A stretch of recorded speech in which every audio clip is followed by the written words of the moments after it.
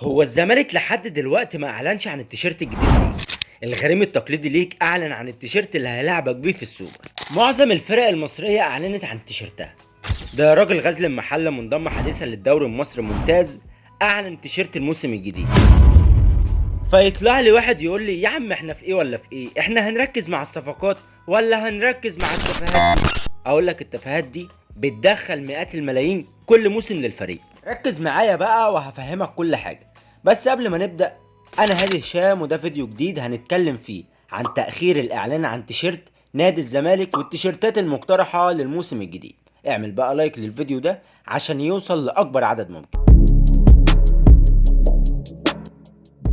شفنا بعثة الزمالك المتجهة لكينيا لملاقاة فريق الشرطة الكيني يوم السبت الساعة 3 إن شاء الله بأول ظهور رسمي لشركة زت القطرية. بصراحة أنا عندي تعقيب بسيط كده على حاجة مش عارف أخدت بالكم منها ولا لأ. بيدج الزمالك الرسمية نزلت صور للبعثة، ولقيت إن اللعيبة لابسة من الشركة الجديدة اللي هي زت، والجهاز الفني لسه لابس من الشركة القديمة اللي هي تيمبو. وأنا أصلا مش عارف إزاي الزمالك يلبس التيشيرت الجديد من غير ما يعلن عنه. حقيقي في عبثيات كتيرة جدا بتحصل اليومين دول جوه نادي الزمالك. اعتقد كان معانا الوقت الكافي للصفقات والامور اللي زي دي.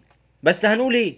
مجالس ادارات عايزة تتعلم الادارة والتسويق وتعرف يعني ايه براند وشكل كويس للتيشيرت قادر ان هو يزود لك المعجبين والمشجعين. ده غير العائد المادي الكبير اللي هيجيلك من ورا التيشيرت.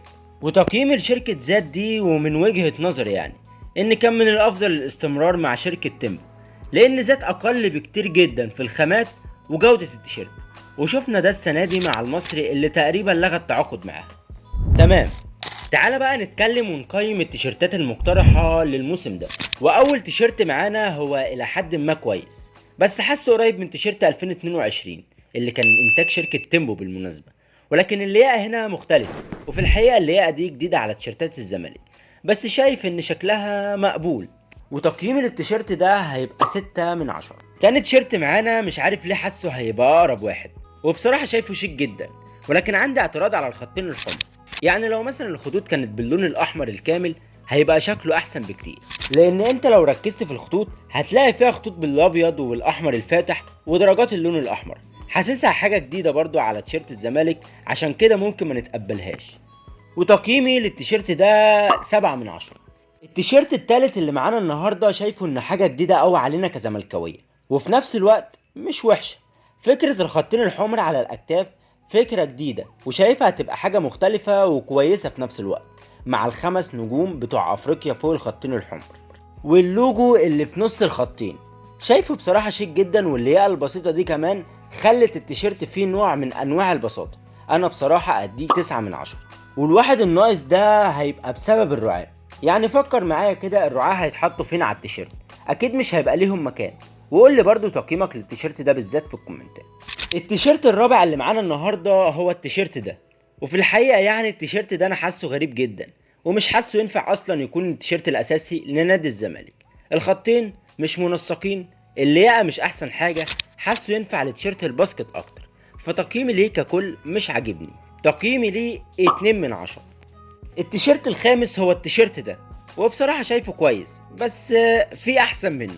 لكن في تفاصيل كويسة جدا، مثلا يعني النقوشات اللي على التيشيرت والنقوشات الفرعونية اللي موجودة على الخطين الحمر. يمكن شفنا النقوشات الفرعونية دي في تيشيرت 2017 لو تتذكر، وكانت جميلة جدا بالمناسبة وجديدة كمان.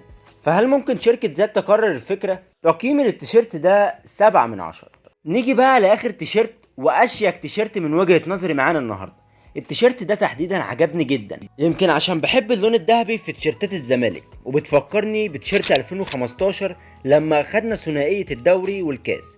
والخطين الحمر كمان شكلهم كويس جدا مع التقطيعة اللي في اول الخط.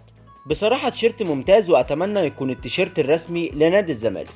تقييمي ليه 10/10. بصراحة تيشيرت من غير اي غلطة، وشايفه مناسب جدا لنادي الزمالك. في الاخير اتمنى ان شركة ذات تنتج تيشيرت قيم يليق باسم الزمالك وجماهيره، ويتم الاعلان عنها في اسرع وقت. وبس كده يا معلم، ده كان الفيديو بتاع النهاردة. لو عجبك بقى ما تنساش اللايك والاشتراك في القناة، ولو لأول مرة تشوفني خد لك لفة في الفيديوهات القديمة. مع السلامة.